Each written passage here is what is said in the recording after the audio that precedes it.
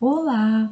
Essa é a nossa segunda aula a respeito de pronomes. O objetivo desta aula é ajudar você a identificar os pronomes pessoais do caso reto, os pronomes pessoais do caso oblíquo e os pronomes de tratamento. Então, fique ligado!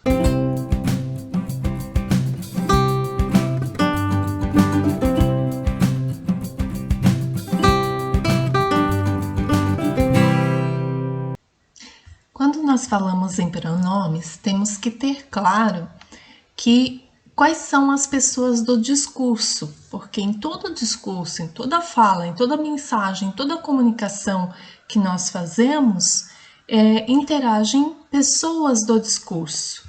A primeira pessoa, a pessoa que fala ou que transmite uma mensagem. A segunda pessoa é a pessoa com quem se fala ou para quem se transmite uma mensagem. E a terceira pessoa é o assunto, ou seja, sobre o que ou sobre quem se fala. Então, os pronomes estão relacionados às três pessoas do discurso. Nós vamos tratar primeiro dos pronomes pessoais do caso reto, chamados pronomes pessoais retos, né? E quais são os pronomes pessoais retos de primeira, segunda e terceira pessoa? Nós temos primeira, segunda e terceira pessoa do singular e primeira, segunda e terceira pessoa do plural, né? Então, observando aqui, nós temos na primeira pessoa do singular eu, segunda pessoa tu, terceira pessoa ele, ela.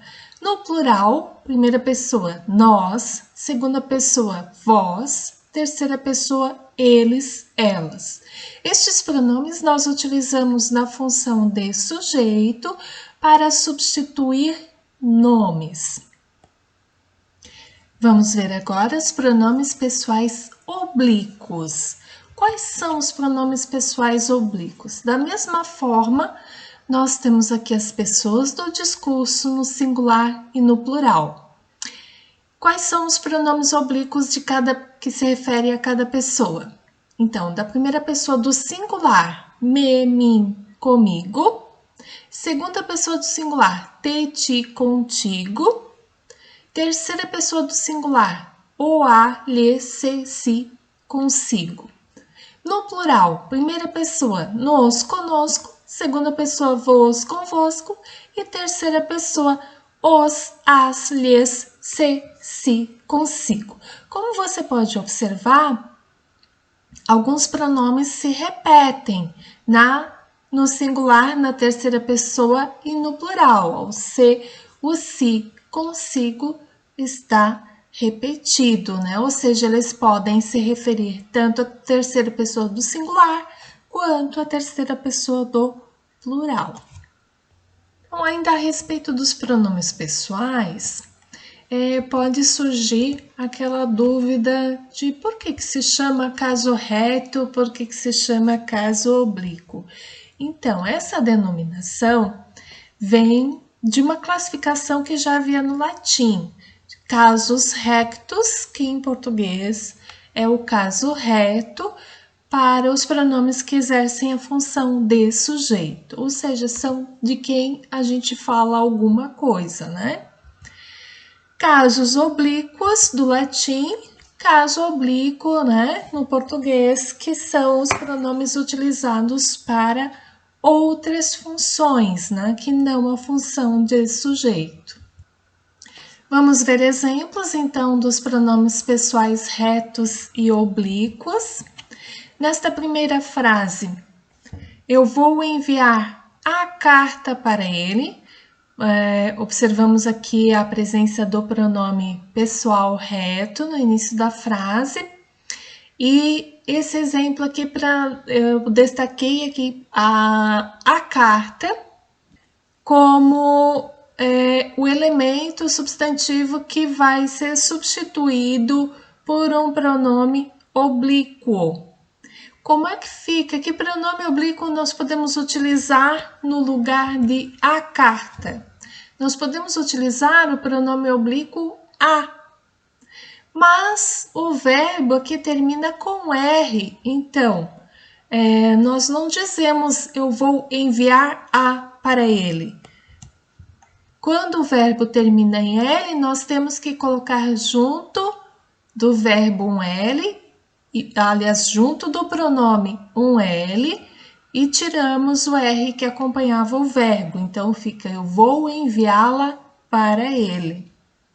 Um outro exemplo, em que agora nós substituímos o para ele em vez de a carta, né? Como é que ficaria se nós quiséssemos substituir em vez de a carta?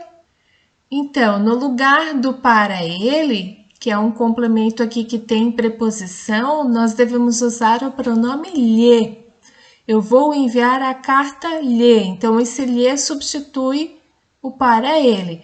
Mas o lhe, em língua portuguesa, aqui no final, como é um pronome aqui, um pronome oblíquo, ele deve estar próximo ao verbo e não no final da frase.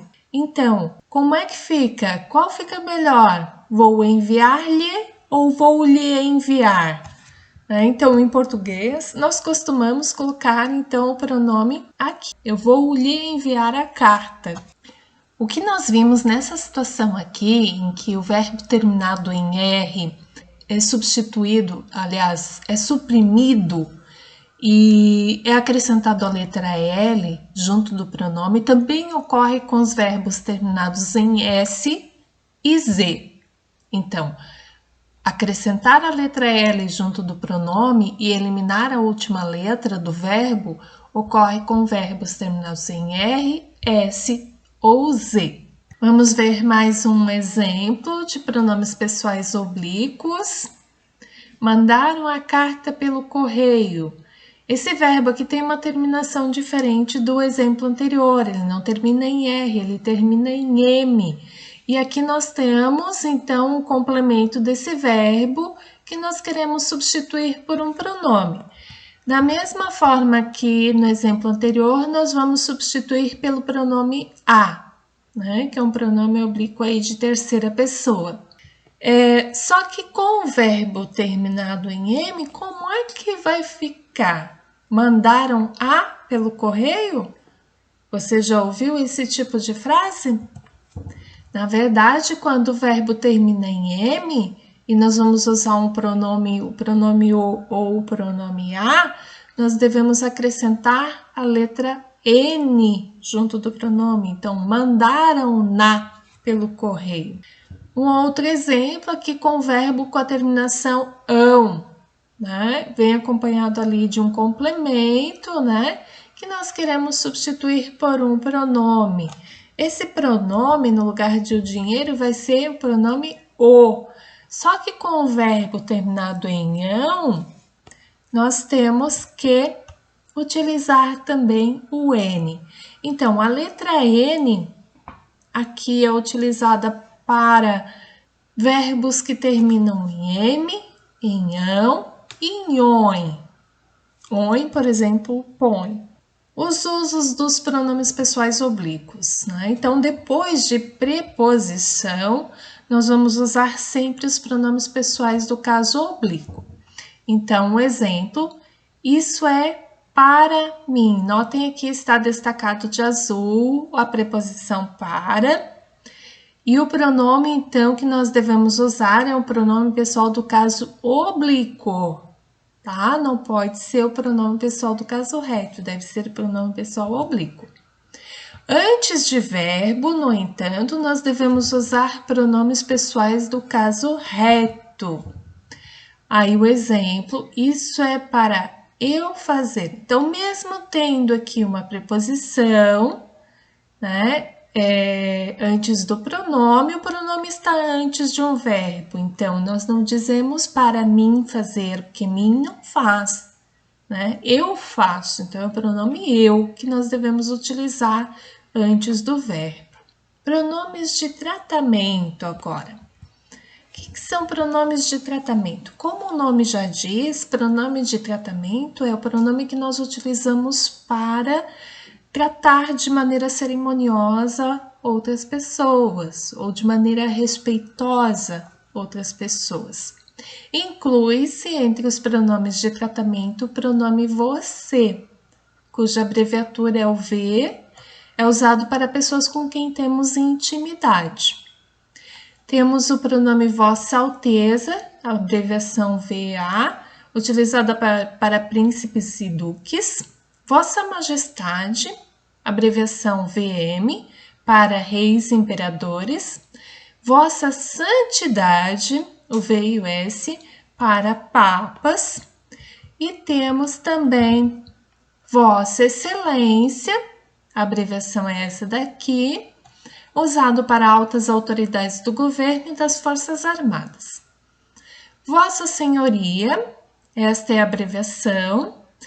Autoridades em geral, chefes, diretores e pessoas a quem se quer falar com distanciamento e respeito.